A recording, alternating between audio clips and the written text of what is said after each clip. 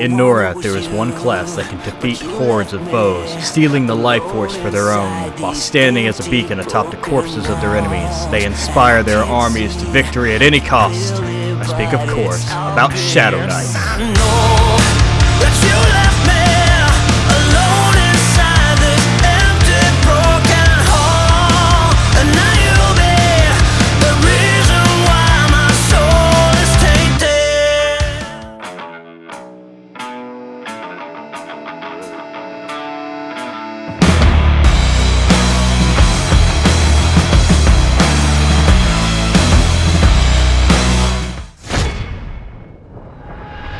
In this section, we will cover the initial setup of your character. While the setup of your character is ultimately up to you, certain things will give you an edge and make you faster and stronger in your new tank role. As a Shadowknight, you can self-power feed, so you should get a race that has a sprint cost reduction so you can keep sprint up almost all the time. Races like Kara, Bashir, and Barbarian can do this. Sarnak and Kara both have their own racial speed boosts that require no power. For this reason, Kara is our #1 pick for Shadowknight. See more about races in the video above. When setting up your windows, you will most likely change and then rechange your setup all the time. I have health, spell effects, and detriments all located on the center left of my screen. This is separated by an auto attack timer so that I know when my auto attack is turned on. Many range types will accidentally leave this on while assisting to the tank and pull through the tank as soon as you target a new enemy, as it does not automatically turn off while assisting. On the right center, I have my target and also my target's target, so I know if the enemy is not targeting me and I have lost hate. Another way you can do this is to gauge the hate level via the target threat window, and it will turn off and hide by default.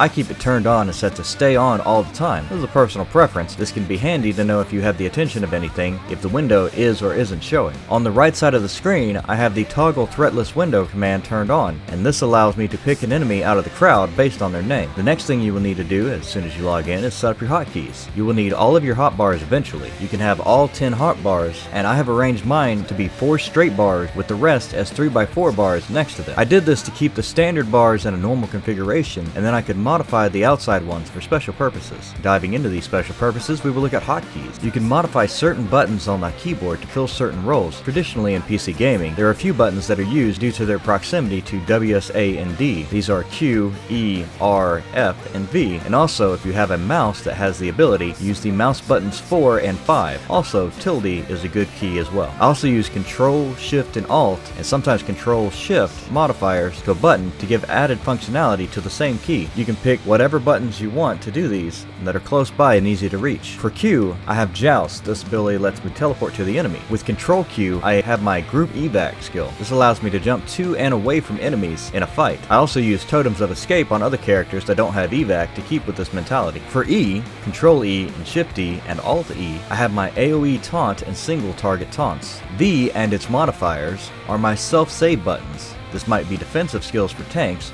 or hate dropping abilities for DPS on a healer. F is my AoE Dispel, and Control F is my Force Taunt.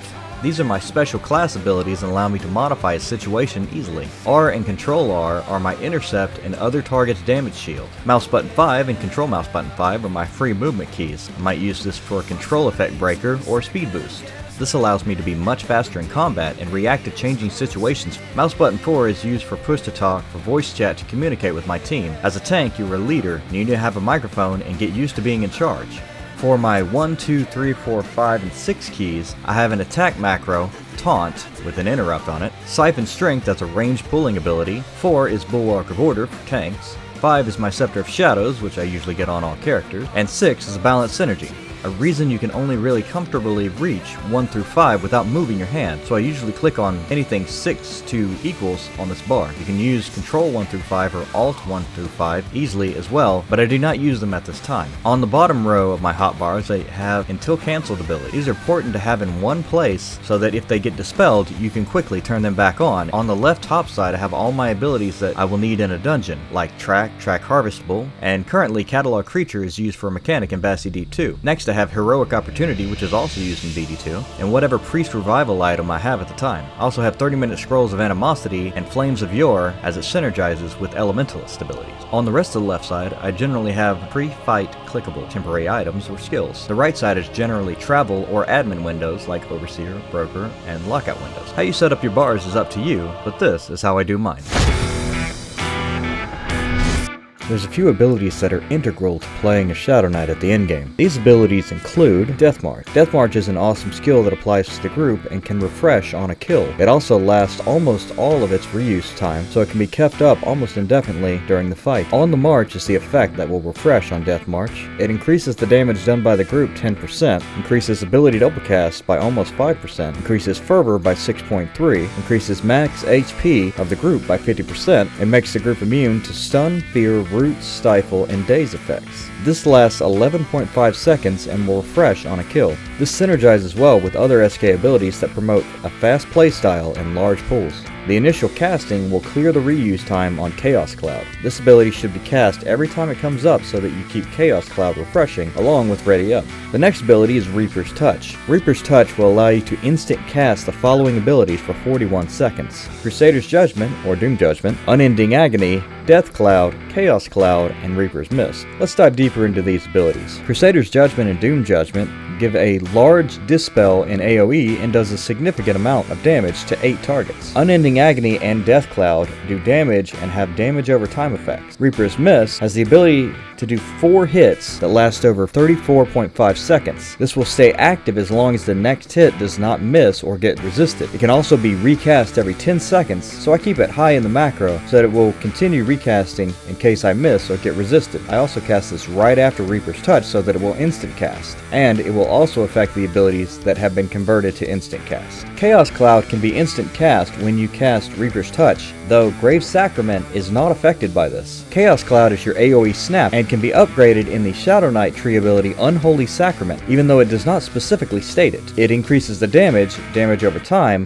the threat position change by 1 up to 4 points, as well as the threat and threat over time abilities that it does. Chaos Cloud is your primary means of holding aggro in a mass pull, and you will need to time its execution to properly deliver the maximum effect. The next ability we'll talk about is Touch of Death. This is part of your Epic 1.0 package and can be upgraded to Grandmaster with the Epic Repercussions questline. This is your Force Taunt spell, and it also applies a single-use damage shield that will protect you from damage that is above 60% of your max HP. So it is a great protection from high damage single-hit abilities from bosses. Chaotic Blade does literally everything. It's instant cast, it's a stone skin, it's a heal, it's a taunt, it snaps, and it does damage. It's an amazing skill that needs to be front and center in any build. Crusader's Faith is one of the primary heals for the Shadow Knight, and will heal the Shadow Knight based off the damage done by the rest of the group and themselves. I like to keep this early in my macro to keep myself healed during the fight. The Joust is an integral part of the Shadow Knight build. It allows you to move quickly on the battlefield and confront new threats immediately in a fight. Joust does have some terrain limitations, and you'll need to move yourself or jump to get line of sight. Aura of the Crusader removes control effects and grants you a short immunity to them. Monosiv is the main power feed option for the Shadow Knight. I often keep this ability first in my macro so that I can power feed above all else. Siphon Strength is a potency and fervor feeding ability that you will want as high as possible. It has a long range as well, so you can use it for pulling. Zealous Smite is a group cure ability that can be used tactically to assist with cures during trash pulls and to dispel on certain bosses with the use of the elemental spell Glacial Freeze, as this spell dispels only spells that are done by a 127 enemy. As most enemies are 128, you can knock them down one level and take advantage of this, or you can leave them at 128 and only use the damage portion. Grave Bond is one of your Epic 2.0 abilities. This ability reduces the bleed through of offensive stance, which is damage that ignores wards, heals, and defensive abilities and goes straight to health, by 35%, and allows the SK to use the defensive stone skins while in offensive stance. If this ability is dispelled or toggled off, offensive stance will fail, and they will both need to be recast to get the effect back. Grave Bond must be cast before offensive stance or it will not take effect. It will also increase the fervor of the offensive stance by 4 points when maxed. Seething Hatred is another one of your Epic 1.0 abilities. It's an important until cancelled ability that will increase the life tap heal amount by a significant amount, increase your hate gain, and damage over time tick. Next, we have Interrupt's Caress, which will do healing, damage, and taunt to the enemy when the SK hits. Also, Reaver, which adds 5 damage healing warding, or DHW, or the new fervor to abilities, and heals when the SK hits. Unholy Hunger, which can be upgraded to give a large amount of casting and reuse to the group. as well as large amounts of damage and heal on hit. Darkblade is your offensive stance. Darkblade can be grandmastered on the Shadowknight's training tree in the character development tab. This will give you massive stats on your offensive stance, and since you're going to be primarily in offensive stance, you'll want to have this maxed at 120. Keep in mind, if you make this one grandmaster with the training option, you will not be able to research it higher, but if you get a master and then make that master a grandmaster, you can use your training option on something else and research this one to ancient. You will want to keep a lookout for this ability when you get or buy masters. Bulwark of Order allows you to counter enemy barrage attacks and keep your group safe. Bulwark of Order is an integral part of being a tank and a Shadow Knight. You can know when to cast this by use of ACT or Advanced Combat Tracker. To learn more about Advanced Combat Tracker, see the video I linked above. One of the more amazing abilities that a Shadow Knight can do is Soul Claim. Soul Claim is a unique skill you get from your AA tree that will allow you to feed a small bit of power to your group after a kill, but also increase their crit bonus after every kill. This can become explosively powerful if you kill quickly, as you get stronger for each kill, which allows you to kill faster, so it cyclically feeds itself. Now let's talk about defensive abilities. Defensive abilities are not defensive stance. Defensive abilities are Stone Skins, 100% block, parry, riposte, and make you immune to strike through, which would normally go through these abilities. One of the first abilities that we'll talk about for a Shadow Knight is called Hateful Respite. You get it from the AA tree. This casts a Stone Skin that activates 1.2 seconds after it's cast. It will also suspend other Stone Skins, so it needs to be used as your primary defensive. It will also heal you for 13.7% of your health, and does damage in area of effect and threat in AoE, and threat over time. This will absorb one hit over 25% of your max health. Your next defensive ability is Shadow Knight's Fur. This is a 100% riposte chance defensive.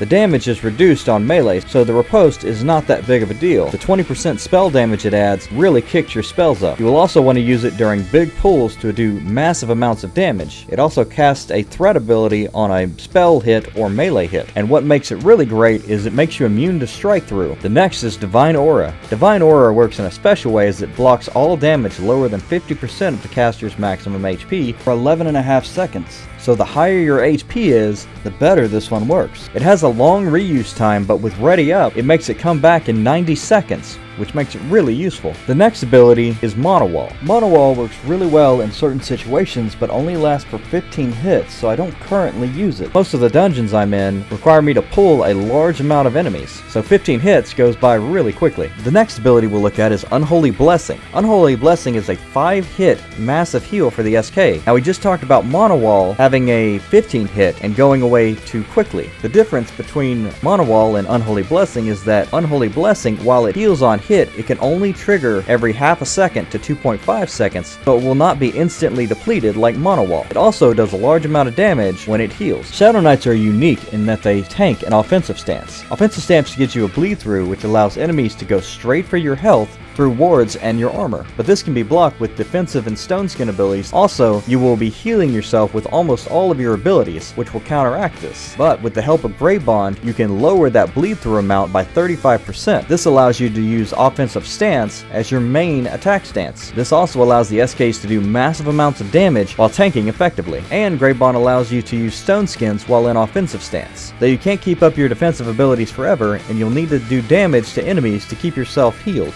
This way you're not completely dependent on the abilities of your healer, and are doing your part to keep yourself alive.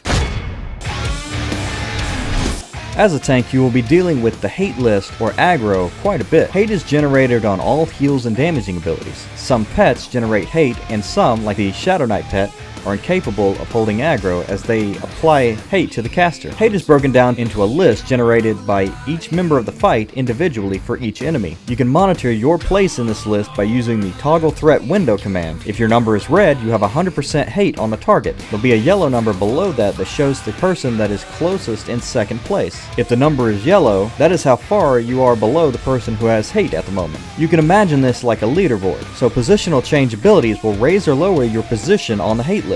These are called snaps, as they snap the attention of the enemy to you as the tank, or hate drops as the DPS. The force taunt ability for the Shadow Knight is Touch of Death. This is a special snap which requires the enemy it's cast on to only target the Shadowknight. Chaos Cloud is an ability that can be upgraded to have a 4-position snap. Rescue is an ability that can be upgraded to have a 6-position snap. And Sneering Assault has a 3-position snap and is relatively cheap on the AA list. Provocation can also be purchased from the AA list, but it is only a 2-position change and requirements to get it are too steep for any build. Chaotic Blade also does a 1-position snap, but has many different applications, so it is highly recommended for a prestige ability. Mortal Embrace is another way to snap aggro in a different manner. Mortal Embrace allows you to feign death your target. This could be a friendly target or yourself. This makes them lose all hate, or you can feign death yourself to make yourself lose hate if you're working with another tank. Also, we have regular taunt abilities. Earthshock is an AoE taunt that is generally used as a damage and taunt ability. Hateful Slam is a single target hate gaining ability and can be used as a taunt. Shadowknight's Fur is normally a defensive stone skin but has a taunt element to it as well. Hateful Respite is another stone skin but generates hate as well in AoE. Insidious Whisper is a single target taunt ability. This is how we focus on keeping aggro away from others. The main way to keep yourself high on the hate list is to have your hate mod high. SKs have a lot of threat generating abilities but need to generate a lot of damage to effectively hold hate. A high hate mod will assist with this. This is achieved by using an aggressiveness adornment on your hand, white adornment slot, and rageborn adornments on your charms and wrists. Another option is to use just a hand adornment and use a scroll of contempt and a scroll of animosity to soften the blow when the scroll of contempt falls off, as the scroll of contempt only lasts for 11 minutes and the scroll of animosity lasts for about 30. My personal setup is using a hybrid setup. I use a 30-minute scroll of animosity and a void-etched aggressiveness hand adornment and one rageborn adornment on my charm. This puts me at a 99.5% hate mod with the Acrylia animosity scroll, or over 100 with the Shadow Scream. So your adornments and advancements through challenge dungeons will dictate what a white adornment slots you have available, as there are certain sets that will replace these slots. For a new tank, I would recommend going the Shadow Scream Aggressiveness Adornment with 4 Rageborn Aggressiveness Adornments from Kael Drakel. You can purchase these with Archivist Tremises, which are easily acquired through the Myris Weeklies. This is subject to change with future expansions and may not apply when you view this video. The reason behind this setup is that free-to-play players do not have access to the broker and may not have a 120 Sage with which to readily supply themselves with scrolls of contempt or animosity. Also, members that have ready access to the broker may not have the money to purchase scrolls consistently. Also, if they do have the class, it takes 3 rares to make a set of 25 of these scrolls for the Shadow Scream set. As this is expensive and relatively unsustainable, I would recommend using the adornments until you get enough money or a better supply option. The adornments are a good starter option for 90% of tanks until you settle into a new approach.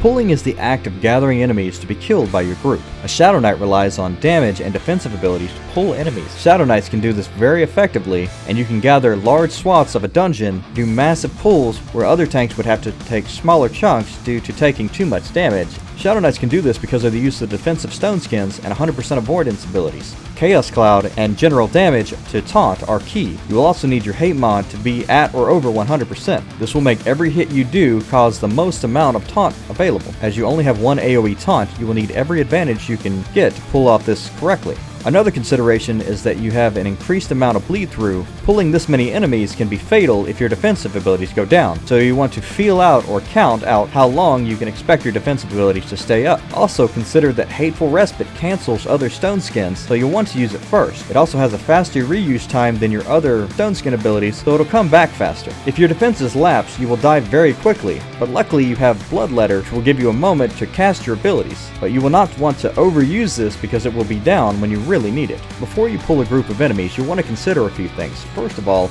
is your group even at the keyboard?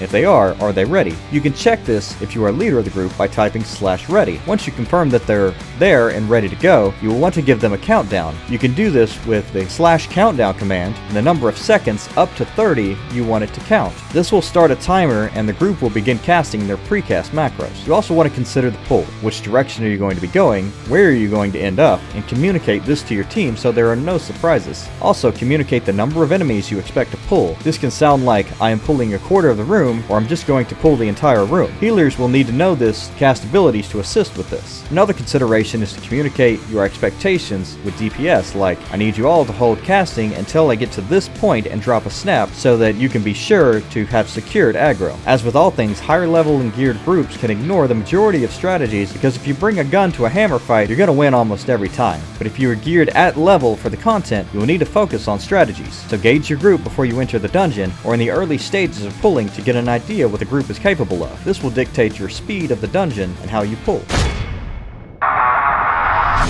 Earlier we talked about a Precast Macro, but what is a Precast Macro and what should be in it? Well, depending on your Ascension ability, your Precast Macro will vary, but I generally use an Elementalist or Shadowknight, so we'll be focusing on these Ascension abilities for this class. You will generally be doing a 15-second countdown, which means you have to fit all of your abilities into 15 seconds, and I will cast Elemental Channeling, Frostfire, Elemental Overlord, and then Combat Leadership at the bottom of the macro, with Elemental Overlord being marked as primary as it will be the last thing cast. These skills say that they only upgrade skills that naturally do elemental damage. With the Elemental Avatar ability to change the damage type of your abilities, this will actually change the damage of all abilities once they are cast, as it changes the native damage that they do. This is about all you can cast in 15 seconds. The other ability that you would be able to cast is Thermal Depletion, but with 22-second use time, you'll be left with about 7 seconds on the ability when you are actually ready to engage once you cast the other abilities. So it's not really feasible to precast unless you do a 20-second pull, which has the same problem.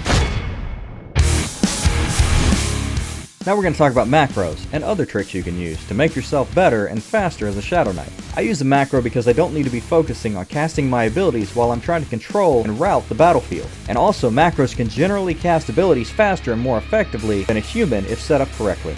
See the video above to learn more about macros. But for the short edition, here is the macro I have set up for my SK.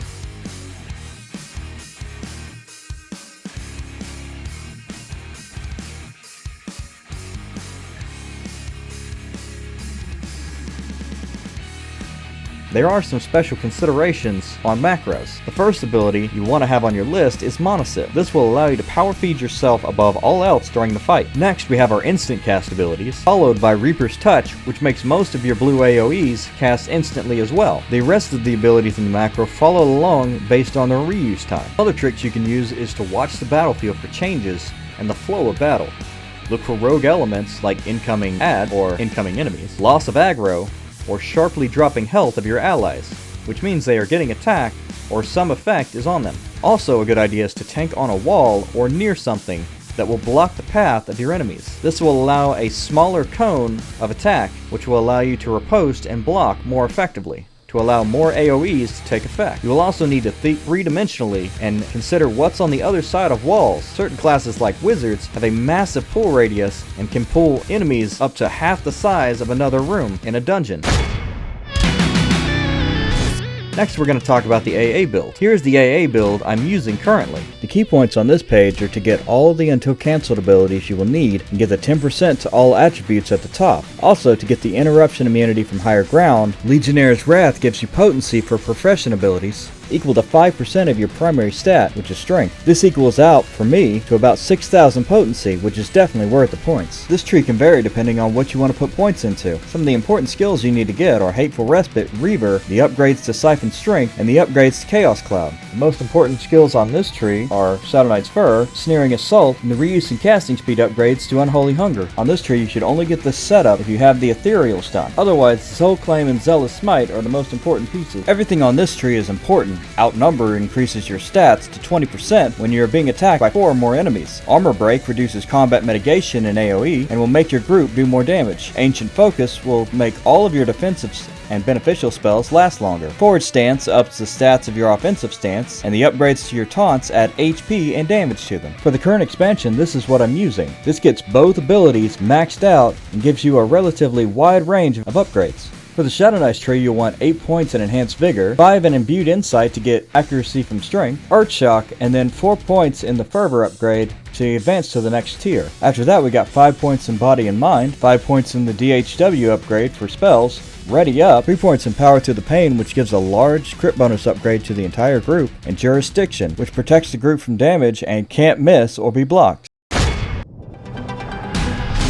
Some Some other things you can consider are getting clickable items, like the Shrunken Goblin Skull Earring from Kunark Ascending, or the Tome of the Ascended for maxing out all of your Ascension ability. These can be equipped, and the ability can be cast, and they can be unequipped so that you can put your regular armor back on. Tempodormits are another good idea. You want the Void Edge Coating, Injector, and Insight set to get the maximum effect, with the Injector being the primary one you wear as it adds crit bonus to most of your armor and weapons. Also consider the two-handed Injector can be put on your bow or crossbow, but it cannot be placed on a wand. Deity abilities from the Deity window are a great idea to get an edge during a fight. Some specific abilities that everybody can use are Judication and Strength of the Heart. Judication will increase your Fervor and Fervor overcap, and Strength of the Heart will increase your stamina and health. Also, having your Deity as Tribunal will allow you to get 2 Judications for the price of 1. Your charms are also a great source of fervor to cast before a fight. The Heart of Lucklin is a great skill that most everyone can use, but the 1 hour reuse time means it needs to be rationed. Deity miracles gained through your Deity quest line and purchased at your altar can have amazing abilities. Some through the Tribunal are awesome. Final Judgment, which can take a significant amount of health off of the target, but can only be used once per enemy. Also, Tempodormits for reuse, recovery, and casting speed are excellent to purchase from the Phantom Sea or Thalumbra vendors. You can do the Raid Weeklies or Heroic Weeklies fairly easy to get coins for these. Pain Links, Power Links, and Force Links are great to have, and the Acrylia versions are readily available to be made by tinkerers or bought from the broker. Potions of Constitution, Intellect, and Deafness are great ideas for Shadowknights. This will increase your health, your potency, and your crit bonus overcap. And remember, your crit bonus will increase by use of the Soul Claim ability. So crit bonus overcap is a great idea for Shadowknights. And also, as we talked about before, as a tank, you'll need to use the Scrolls of Animosity and Contempt to keep your hate mod up. Damage conversion crystals are great to give you an extra edge against certain bosses that are weak to them. Some of the more common uses are Flames of Yore, Divine, and Noxious. There are other scrolls like the Animosity and Contempt that can be used to upgrade your ability. They all last 11 minutes or 30 minutes depending, and have varying stats and abilities. Thanks for watching. Please remember to like, subscribe, or follow if you enjoy the content. Also, here's some other videos you might find interesting. If you'd like to support my work, please consider donating, buying some merchandise, or join Patreon. Thanks.